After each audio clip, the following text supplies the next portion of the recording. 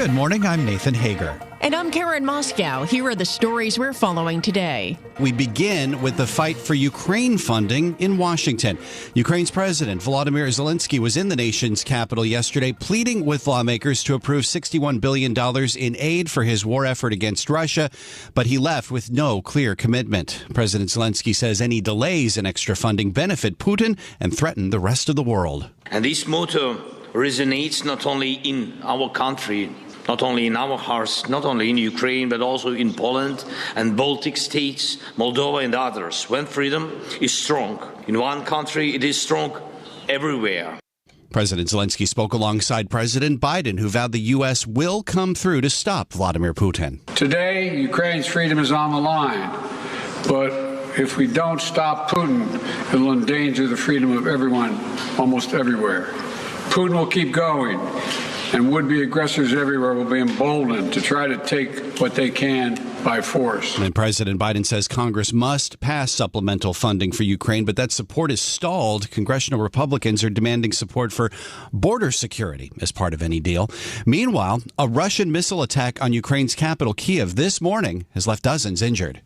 Well, Nathan, we're also closely following the ongoing war between Israel and Hamas, and we're seeing a divide on that front. There is a split in thinking between the U.S. and Israel, and it's made its way into public view, and Bloomberg's Ed Baxter joins us with that story. President Biden very openly saying that Prime Minister Netanyahu has to change or risk losing international support.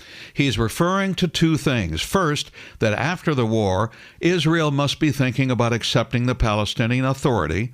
And second, in the way in which the war is currently prosecuted. Attempting to do everything possible to prevent innocent Palestinian civilians from being hurt, murdered, killed, lost. Netanyahu, in response, says he will not accept Palestinian Authority rule. Meanwhile, the UN General Assembly has voted to call for a ceasefire. Ed Baxter, Bloomberg Radio. Okay, Ed, thank you. Meanwhile, House Republicans plan to vote today on formalizing their ongoing impeachment inquiry into President Biden. The move will force lawmakers to take a public position on the investigations. Speaker Mike Johnson says formal approval will help him enforce subpoenas for the House committees that are investigating Biden family businesses. Well, turning to the economy now, Nathan, all eyes are on inflation and the Fed today. We get the producer price index at 8:30 Wall Street time. Then this afternoon, we hear from Fed Chair Jay Powell after the Federal Reserve makes its final interest rate decision of 2023. Dana Peterson, chief economist at the Conference Board, thinks the Fed's done hiking rates, but may only cut rates a couple times next year. We think anywhere from 50 to 100 basis points probably makes sense, especially if inflation, according to the SEP, doesn't get beyond 2% before the end of next year. The Conference Board's Dana Peterson thinks the Federal Reserve will reach its goal of 2% inflation. It can't cut rates too much in 2024.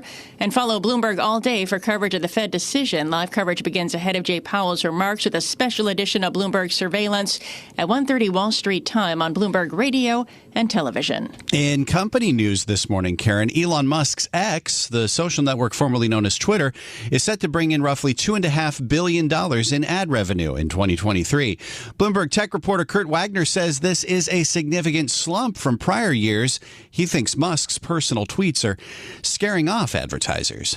Musk seems to not really be aware that his own behavior is having this dramatic impact, or if he is, he just simply doesn't care. But I think that's really the issue more than anything, is that he's not really giving advertisers a good enough reason to come back. Bloomberg's Kurt Wagner says ad dollars account for 70 to 75% of X's total revenue.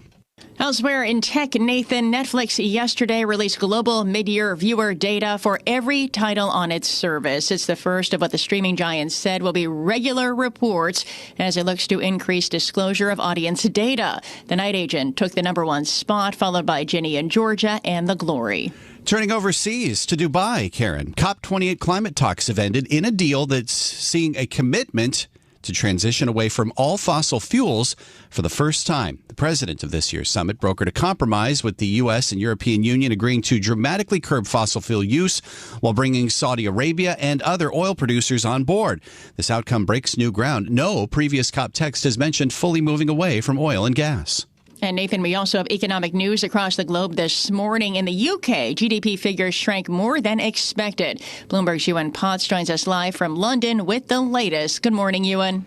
Good morning, Karen and Nathan. UK GDP shrank 0.3% in October, following a gain of 0.2% in the previous month. The drop was the first since July and worse than economists' forecasts. It marks a sharp reversal from slightly better than expected figures for much of this year and adds to the impression that Britain is stuck in a long-running period of stagnation. The Bank of England makes its policy decision tomorrow. Traders have been ramping up bets for rate cuts next year. In London, I'm Ewan Potts, Bloomberg Radio. All right, Ewan, thank you. Well, elsewhere overseas, Argentina has devalued the peso by 54%, and the country's economy minister announced massive public spending cuts. The moves are part of new President Javier Milei's shock therapy program for the country's economy, which is battling an inflation rate north of 140%. And it's time now for a look at some of the other stories making news around the world. And for that, we're joined by Bloomberg's John Tucker. John, good morning. And Karen, 6 weeks before the state's pivotal first-in-the-nation primary, New Hampshire Governor Chris Sununu has endorsed Republican presidential candidate Nikki Haley. We are all in on Nikki Haley, undoubtedly. His message for GOP frontrunner Donald Trump: thank you for your service. We're moving on. Sununu's backing of Haley comes a month after Iowa Governor Kim Reynolds endorsed Ron DeSantis for president ahead of that state's first-in-the-nation caucuses. Haley on Tuesday kicked off a 3-day campaign swing through New Hampshire. New York's highest court has ordered the state to redraw its congressional map. This delivers a ruling that offers Democrats a new weapon to wrest control of the House from Republicans next year. The decision could have far-reaching implications in reshaping the House. New York Democrats widely expected to use the opening to try to shift 2 to 6 Republican-held swing districts that President Biden won from Long Island to Syracuse. Kroger is ordering thousands of workers back to the office for the majority of the work week starting early next year. That story in this report from Bloomberg's Charlie Pellet. The Cincinnati-based company is the largest American operator of traditional supermarkets, and it has informed employees with the option of working remotely that beginning February 5th, they have to be present 3 to 4 days a week. That is an increase from the previous guidance of 2 days a week from June of 2021. The mandate will affect about 5,800 employees in and around Cincinnati, as well as in Charlotte, North Carolina, Portland, Oregon, San Jose, California, Boca Raton, Florida, and Chicago. In New York, Charlie Pellet, Bloomberg Radio. The University of Pennsylvania appointed the dean of its medical school as the interim president to replace Liz McGill, who resigned after an uproar over anti-Semitism on campus. J. Larry Jameson will lead the Ivy League school, effective immediately until a new president is named. McGill and board chair Scott Bach resigned December 9th after coming under intense pressure from alumni, donors, and lawmakers. Global news 24 hours a day and whenever you want it with Bloomberg News Now. I'm John Tucker, and this is Bloomberg. Karen. All right, John, thank you. Well, we do bring you news throughout the day right here on Bloomberg Radio. But now you can get the latest news on demand, and that means whenever you want it, just like John said. You can subscribe to Bloomberg News Now. It's that easy, and you get the latest headlines at the click of a button. You can get informed right on your schedule. That means you can listen and subscribe to Bloomberg News Now on the Bloomberg Business app, Bloomberg.com, plus Apple, Spotify, and anywhere else you get your podcasts.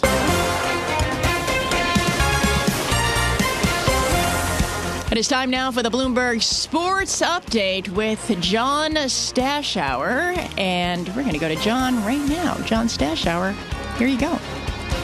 Karen, it is still early in the NBA season, but already the Warriors' Draymond Green has been ejected from a game 3 different times. Happens last night in Phoenix when Draymond hit the Suns' Yusuf Nurkic in the head. Draymond did apologize after the game, but said the hit was unintentional. The Suns beat the Warriors 119-116. Devin Booker scored 32. Bradley Beal back in the Phoenix lineup. He'd been out the last 19 games. They played last night without Kevin Durant.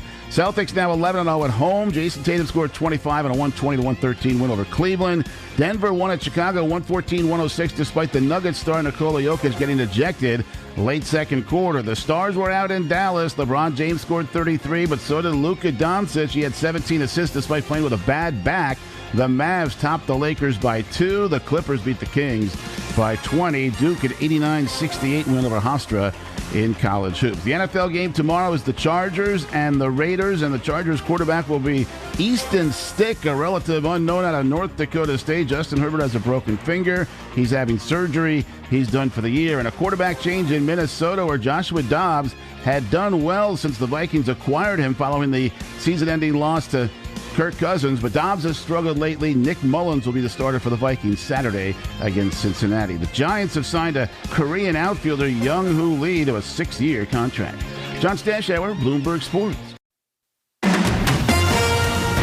From coast to coast, from New York to San Francisco, Boston to Washington, D.C., nationwide on SiriusXM, the Bloomberg Business app, and Bloomberg.com. This is Bloomberg Daybreak. Good morning, I'm Nathan Hager. Geopolitics has turned a lot more complicated for both the wars in Ukraine and the Middle East. Ukrainian President Volodymyr Zelenskiy has moved on to Scandinavia this morning. His bid to drum up more support for his country's fight against Russia from Washington, D.C., has come up mostly empty-handed. And the question of what comes after Israel's war with Hamas in Gaza has opened up a rift between President Biden and Israeli Prime Minister Benjamin Netanyahu that is turning more and more public. All issues we're going to discuss now with Rosalind Matheson, Bloomberg News Director for Europe, the Middle East, and Africa. Good to speak with you, Roz, this morning. I understand from Warsaw, so the war in Ukraine, certainly much of a focus for you today. I mean, it's really interesting to think about how much has changed in just a year when Zelenskiy got this rock star reception in Washington, D.C. This week, not so much. Well, that's right. It was actually, if anything, it just reinforced the struggles that are going on for Ukraine to get further commitments of aid, be it financial aid or military aid. I mean, the previous trips he's done to the U.S., as you said, almost treated like a rock star, and other parts of the world addressing parliaments, raucous crowds, and so on. And now, more and more that the conversation is turning tricky.